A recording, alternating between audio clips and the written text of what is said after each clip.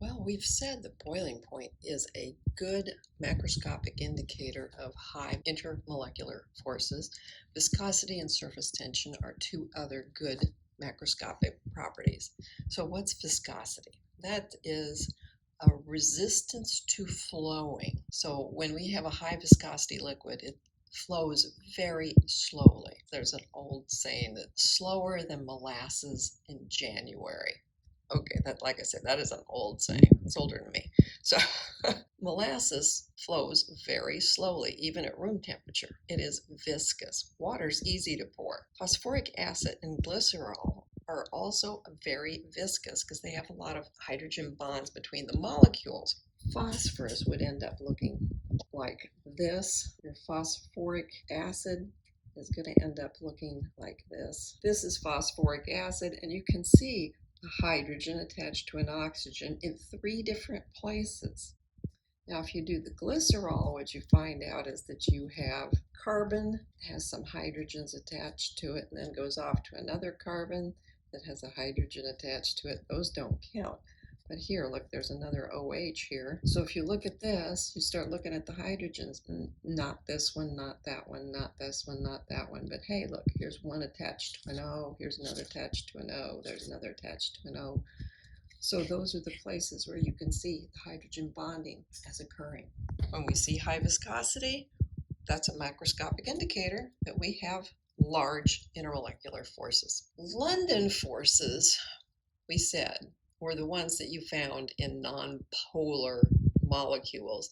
And if we talk about hydrocarbons, you can have hydrocarbons that have a lot of viscosity, even though they don't have any of the other types of intermolecular forces.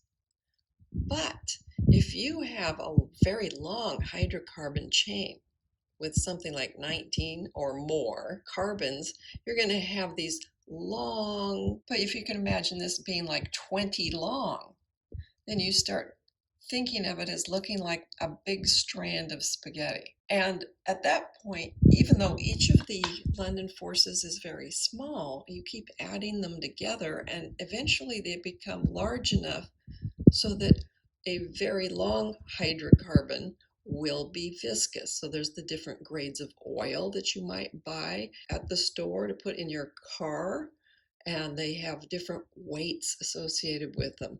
Those can be associated with how long the hydrocarbon chains are. And so you'll see that that oil pours more slowly than water, for example. If you will recall the boiling point graph on slide number 6, that is what we're talking about. That boiling graph shows you how the boiling point goes up with the mass, but it also shows that we're getting the longer chains as we go. And so they correspond to each other. Surface tension is why a liquid will be in the cup and it will just be smooth on top. Those forces are pulling the molecules together. And here's a very close up. This top one is being pulled downward by all these others. So of course it gets pulled down in.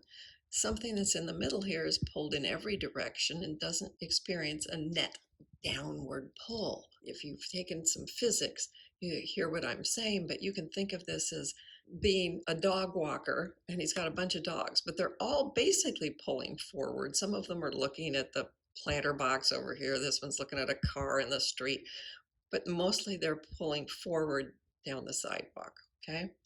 So here are some surface tensions of some various liquids. And you see these sorts of numbers. You see that water has a lot of surface tension compared to some of these others up here. What it doesn't beat is mercury, but mercury is a liquid metal, so that's a little interesting in and of itself. You can also see that they put water at 25 degrees Celsius, and then they put it at boiling. At boiling, it has less surface tension than it used to. That's kind of interesting, although, not quite sure what we're going to do with it at any point, but that's very interesting. Here we see some surface tension in some very small droplets. the surface tension is strong enough in water that it will tend to pull it into a sphere if it can. Now, of course, this is attached to a little blade of grass, so it's flat along the surface of the grass. But you can see it's very close to a sphere. It's trying very hard to do that. And that's the same thing as why the surface of the water is flat. In this case, there's such a small amount that all of them together are all trying to pull everybody into the center, much like gravity. And so you end up with a fairly spherical shape. Now, why does it stick to the droplet as well as it does? Well, that leaf usually has hydrocarbons on it, and then you have just London forces. But if there's enough of them, it will hold it on there pretty well. Eventually it gets too big and it will just slide on down. But as you saw in that previous graph, the surface tension will decrease when the temperature goes up. Things are just moving around a little too much to keep those forces in play. This also leads to what is called the shape of the meniscus. Well, first of all, we have to know what a meniscus is. All right. So when you put water in a graduated cylinder, which I'm sure you've done by now in lab, if you look at it closely, it's not just straight across.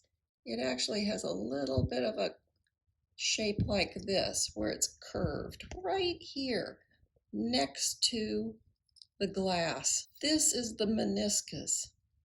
It's not flat, and this is for water. If you were to talk about a different liquid, mercury, if you put that into the same tube, you'd see that it did this. The meniscus is the other direction. So depending on whether it sticks to the walls more or doesn't want to stick to the walls, you can tell something about the value of the relative forces.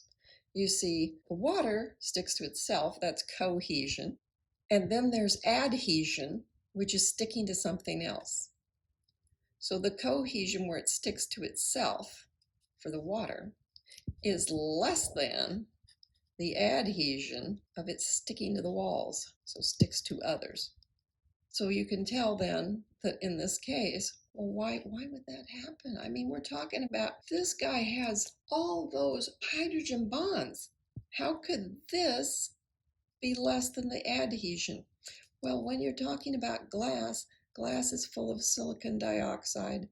Glass will end up with lots of oxygens for the hydrogen in the water to be attracted to. So we actually have higher amounts of the hydrogen bonding to the walls than we do to themselves. Very odd, very odd. On the other hand, with the mercury, you can see it sticks to itself more than it sticks to the walls. If you look at the table again, you'll see that the viscosity of this is very, very high. It was much higher than the water even. So yes, its cohesion is huge and much more than its adhesion to the walls. So this adhesion, remember, that's when you have one thing sticking to another thing. That's why they call, tape adhesive tape. You're using it to stick one thing to another thing.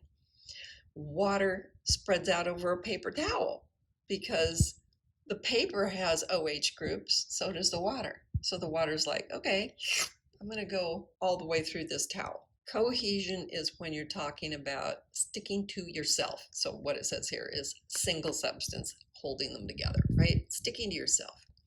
And the water will bead up on that waxy surface because the cohesion is greater than the adhesion. Now there is a little bit, otherwise you'd never see a dewdrop on anything because it would just fall off. It would run right off because I can get closer to the center of the earth by just running down this piece of grass than by sticking to it. But it will still bead up. And this meniscus, I have explained that it depends on, am I more cohesive or adhesive? See, here's the mercury. That's pretty impressive because that's not even the least bit flat up here. It's like a continuous curve. Whereas you look at the water, which they've stained so that you can see it better, it kind of flattens out here, but this is like really impressive. So this is called an upward curve in the water. and it means the adhesion is stronger than the cohesion. And this is a downward meniscus, and the mercury sticks to itself more than it sticks to the walls. And you can kind of think of that as being, okay, I'm sticking to myself here. There's nothing else to stick to, but it's less than I stick to the walls because that's higher, right?